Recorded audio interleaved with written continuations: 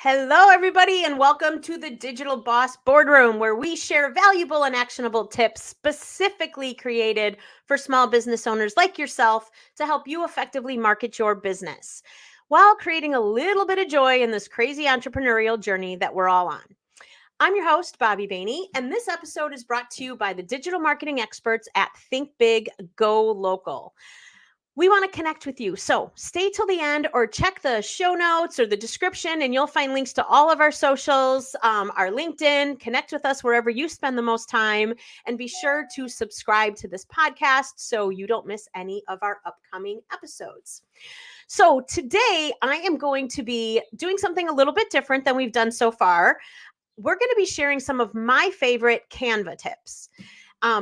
This is a platform I use probably 4 hours out of every day, creating content for ourselves, our clients, my classrooms that I teach at the local college. I use it for nonprofits that I'm working with, like just about everything. And I'm sure you are too. So we're going to go through, I want to talk a little bit about some things that you should most definitely have set up first. And then we're going to talk a little bit and show you some actual design tips and some things that you may not have seen, or maybe you've seen and don't know how to do it. We're going to show you just how simple some of these little fancy design elements can actually be. So I just have to tell you, I feel like I'm kind of throwing this one together kind of quickly. I didn't invite a guest on today because I just got back from a week in New Orleans. No, not for Mardi Gras. Made it there a couple days afterwards. Nonetheless, if you've ever been there, you know it's kind of Mardi Gras every single day. There's just parades popping up. There's dancers. There's beads everywhere. If New Orleans after Mardi Gras, I can't even imagine what Mardi Gras is actually like. The place was crazy and a ton of fun, and actually a ton of inspiration. So many amazing colors, so much art, so much creativity. I mean, just in the people that you see, it was really a great experience. I'm happy to be back, but really glad I had the opportunity to kind of just get some of that culture and some of the creativity they have going on there. So let's jump into this. I am actually going to share my screen here, and I want to talk first about your brand kit. So I just want to say this about Canva. As you probably know, Canva is a cloud-based design site that makes design simple for literally everybody.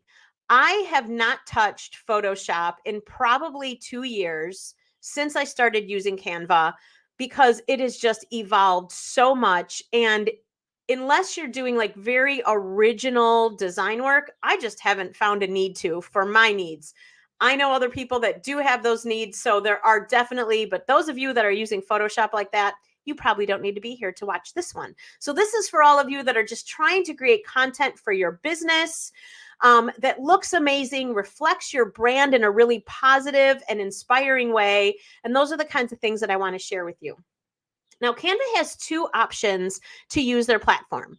You can use their free version, which is pretty awesome. And I want to share a little tip for you. If you are using the free version, there's a lot of features that aren't available to you. But if you really learn how to dive in and research the apps that are available in Canva, there's a lot of apps that will do things that Canva does for free. I find that most of them aren't nearly as good. As an example, you can remove the background of an image if you have the Canva Pro. But there is an app that will remove the background image for you. It doesn't do nearly as good of a job, but it is available. So if you're not willing to spend the money, and by the way, it is so inexpensive. I want to say it's around $13 a month. If you're going to make an investment in your business and content is important to you, which it should be, you should have the Pro version. Hands down, no question, you should. But if you don't, be sure to check out those apps and see what's available to help you kind of mitigate the fact that you're not paying for it, and see what you can find there that offers those same types of design features that you get in the Pro version. So that said, I'm going to share my screen here and we're going to jump in. And I want to start by making sure that as a business, you've spent the time to develop your brand kit. So let me share that here real quick. Share my screen. Let's see. And hopefully, Kent, be sure to tell me if we're seeing the right things here. Okay. Everybody should be seeing, I think you should be seeing now what I'm looking at, which is my home screen on Canva. So what I want to talk about first is your brand kit. So over in the left-hand side, you'll see a tab called brand. This is the space where you're going to be able to upload everything that's directly related to your specific brand. So we're looking at my Think Big Go Local brand kit right now. And I just kind of want to walk through some of this with you and the things that you can do in here and the things that should definitely be here. One of the reasons why I really want to encourage business owners to set this up properly is this is one of those things that falls under that process element of your business.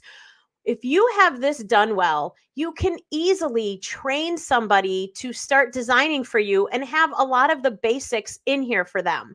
If you hire a VA, for example, and you have a brand kit already set, they're going to have everything they need to be able to help you create graphic or video content.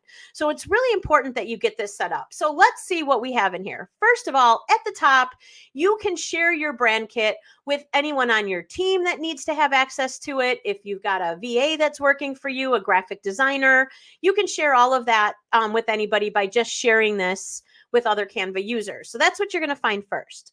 The next thing is going to be your logos. Now you can see we have a variety of different logos in here. These are all elements we use on the regular. So we've got our standard logo in its solid colors. We have it over here in white in case we're doing a reverse for that. We've also got it in black. So if we're doing something in black and white, we're not counting on anything to change our color logo. We want it in solid black. So we've got that in here. We've pulled out the design element of our little map pin to put in here as well. And then we've got a couple other things we do like the Digital Boss Boardroom, our Digital at Dusk events that we have in here as well. We did a little Halloween logo, so we've got that up in here. So anything that you're using as one of your standard logos, you're going to want to drop in this logo section. Makes it nice and easy to access it when you're designing in Canva. Now, the next thing that you're going to see is your brand colors. And there's probably something in here you may not know about yet. So I wanted to make sure we taught you a little something new. So first of all, just below colors is a place for you to give a actual written description of what your brand guidelines are all about.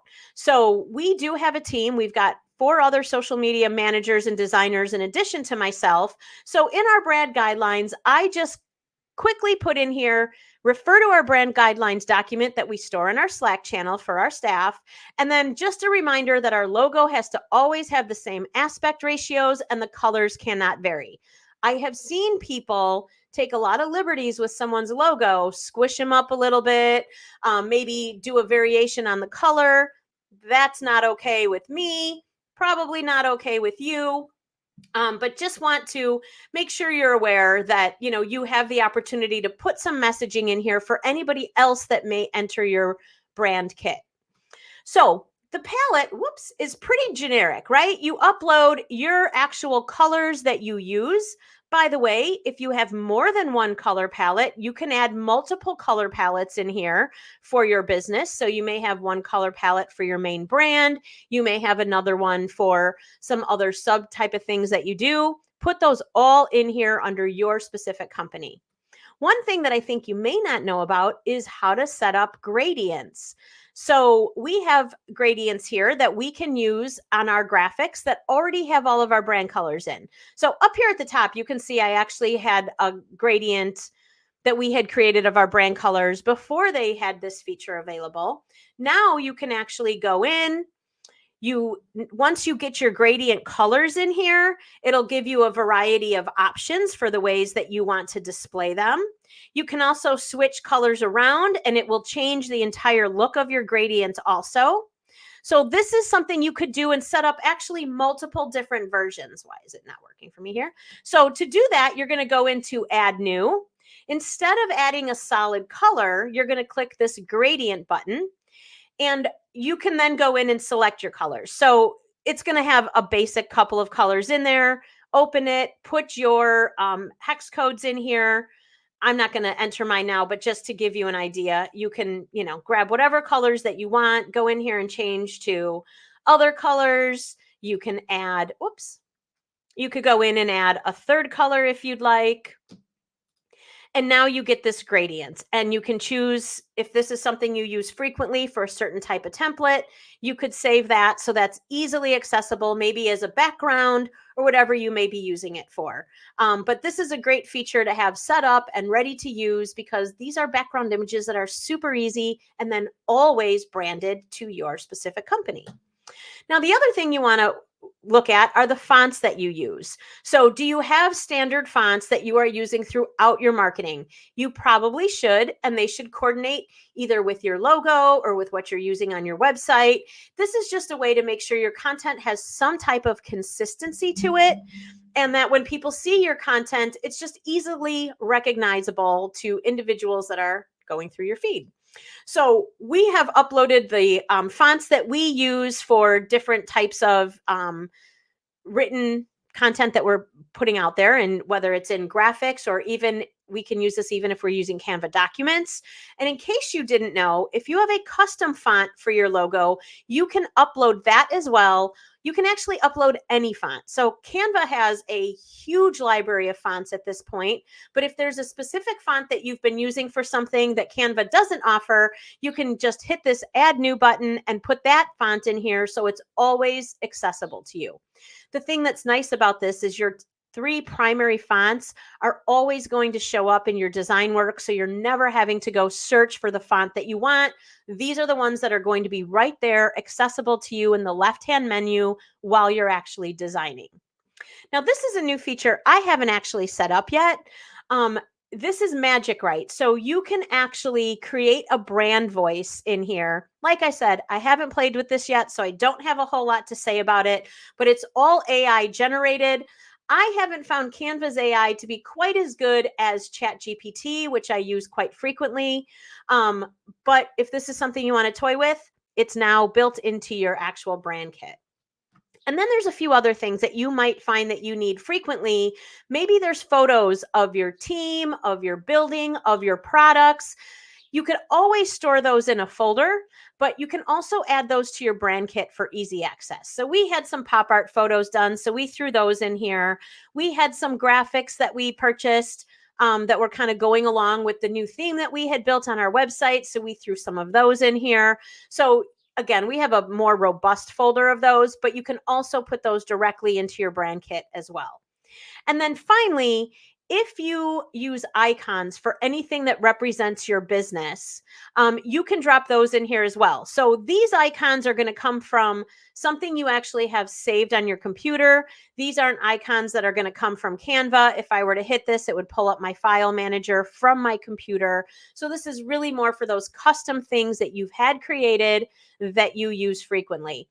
In all reality, had this feature been available before, we probably would have put this map pin in there as an icon instead of having it up with our logos. Still easily accessible either way, but just so you know that this is what your brand kit looks like.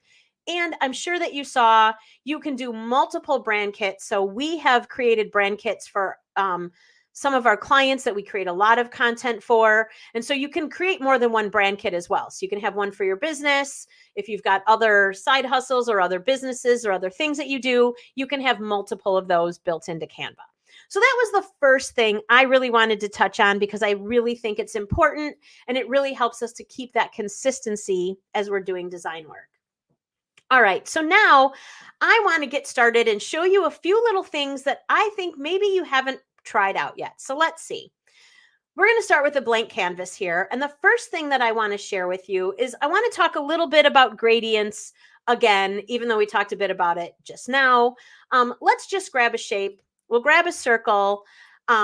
Shapes can be awesome as backdrop images for photos, for text, for all sorts of things.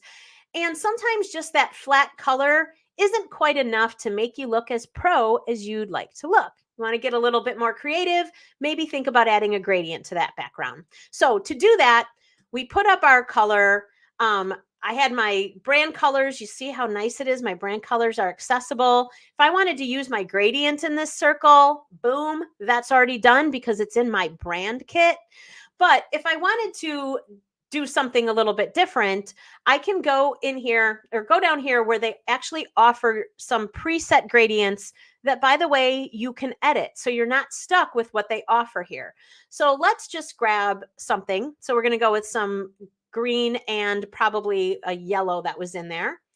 We can now go up to the pick of colors, and there's a few things that you're able to do. You can shift the way this gradient looks. As you can see, a couple different variations. You can clearly go in here and change the colors to whatever you would like them to be to get a different effect. And you can add new colors. So you can fully edit the gradients that Canva gives to you just by these really simple tools here. I don't have any elements on this page, but if you were trying to, and I'm going to show something about this in a little bit, if we had another element on the page and we wanted to have a gradient that kind of matched that, there is a color picker as well. We would grab this, go grab a color from something else that was here in our graphic, and then that would become one of our gradient colors also. So gradients are just a nice way to kind of add a little bit more dimension to your design, look a little bit more artistic and professional. All right, so I want to show you something else that's really pretty trendy, and yet a lot of people really aren't sure how to do it in Canva. So I am going to grab a photo of, we're going to grab a photo of Joe Cicero. He was our guest last week. If you did not watch that episode, he's a ball. And I'm going to use his photo and show you how to create kind of an outline. So I'm going to do a background here. And to do that, I'm just selecting my whole canvas, and we'll just make the background a deep blue. I want to outline Joe's body because that's kind of a cool, trendy thing if you haven't seen that design element. But first, I'm going to get rid of the backdrop. We're going to do that just by hitting Edit Photo. This is a pro feature. You can tell because it's got the little crown here. But the background remover is simply going to take all of that gray out of the background of the picture that Joe originally provided to me. Now I want to do an outline around him to really make his photo pop on this blue background. So I'm going to go down here to shadows. This isn't a pro feature, by the way. And I'm going to go to outline. So this outline is now, because I removed the background, only outlining Joe's body. And I can change the color by going down here to the color. I'm going to make it, I think we'll make it white because that's pretty popular. I'm going to drop this down a little bit more. You can do things in here like blur the, one thing to let you know is most likely in your Canva, it may already be blurred. If you want the solid line, you need to get rid of the full blur. But then you can change how thick you want that border to be or thin, the intensity of it. You can make it a little more transparent or you can make it very solid. But this is the way that people get that cool pop look where they're outlining their photos. Super simple to do. It's just that not everybody knows it. Now, I want to show you something else we can do with Joe's photo. That's another kind of trendy thing. For this, I'm going to get rid of this. We're going to get rid of the shadows altogether and go back to none. No, or maybe we're not. Isn't that funny? All right, there we go. So let's say I was doing a little promotion for Joe, and I just want to show you a cool way to put Joe's name on this and just make this really fun and super artistic. So I'm going to write Joe's name. I'm going to change this font. I think I'm going to use something really nice and bold here. I'm going to make it really big. And we're going to change it to, say, Joe Cicero.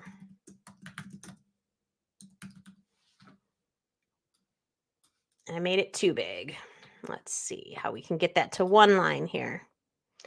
All right, so we're getting Joe down to one line. And what I'm going to do with this is I'm going to create an effect where it looks like anywhere that Joe is, the text is going to actually be transparent and only an outline. So to do that, I'm going to take this name and I'm going to position this to the very back. Since it's still highlighted though, I'm going to copy it and then I'm going to paste another version of it. and I'm going to make sure it's perfectly lined up with the Joe Cicero text that's in the background. Now I'm going to go up here to effects, and I'm going to choose hollow, which is basically an outline. So what happens now is we now have layers set up here. So there's a layer that has the solid text.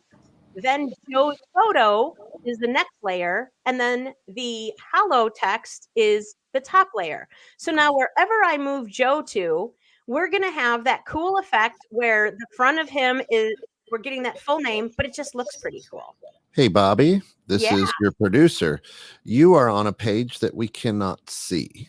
Cut it out. No, Oh, yeah. I have to reshare probably. Yes. Oh, So you're doing a lot of good man. work. We can't see it. Okay, I'm going to stop sharing. Thanks for letting me know, Kent. And let's see if I go back to StreamYard and I share again. Oh, I'm so sorry, everybody. I didn't realize it did that here. Share screen. Let's see. Can you see it now?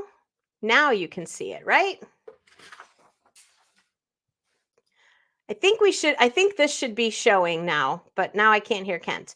I'm going to go through these steps for you one more time. I'm so sorry about that. We've got it now. You've got it now. Okay, so I just have a solid blue background here. I'm going to drop in Joe's photo. I'm going to remove the background. That was the pro feature I mentioned.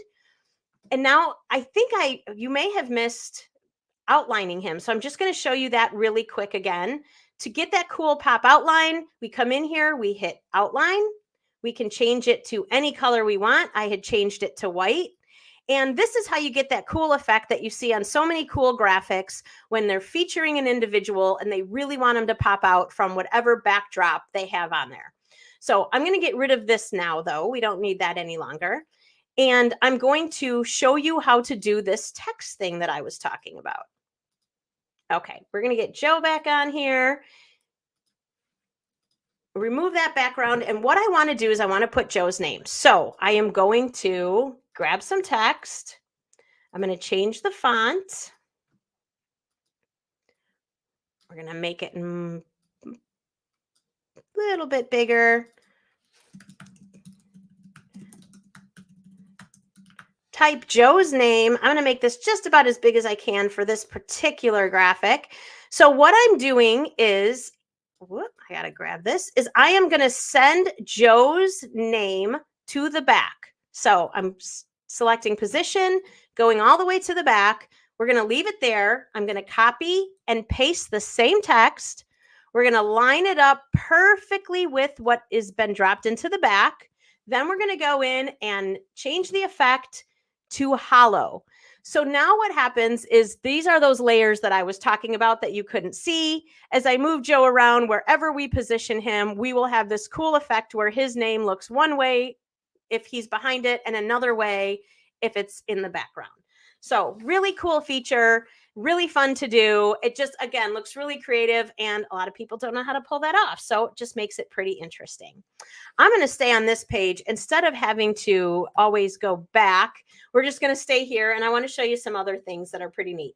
So I want to show you how to make, this is one of my favorite things that my clients always love that I do, is I take my cell phone, I go to a client's website. As I'm looking at it on my phone, I screen record my phone while I'm scrolling through their website. Then we can come in here and make this look super cool by choosing elements. We're going to go down to frames. And in the frames, we're going to look for a device. So there's a whole section on all devices. I'm going to grab a cell phone. We'll make this pretty large so that you can see what it looks like. So now we've got like an iPhone frame. I'm going to go into one of my client folders here and find one of these videos that we've created in the past. Here we go. This is just a simple video of their website. When I drop it in here, it will actually, in the graphic when you post it, look like you're scrolling through their site. You can put any kind of cool design in the backdrop, but you're going to get this actual motion of their actual website. And you can do this for yourself as well. This has performed so well for us whenever we've used this feature. And it really just takes a few seconds of your time to go into your phone and do a screen record. So really simple way, great way to promote yourself by literally letting people see what's on your site. This is one of my favorites, super easy.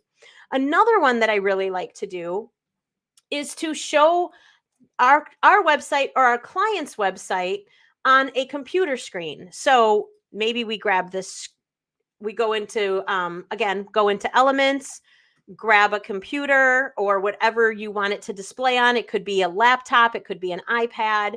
And then we're going to go find an image.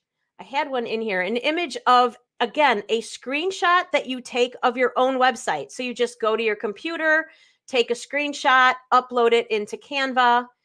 And let's see, I know I had one for some sales of a client in here. Here we go.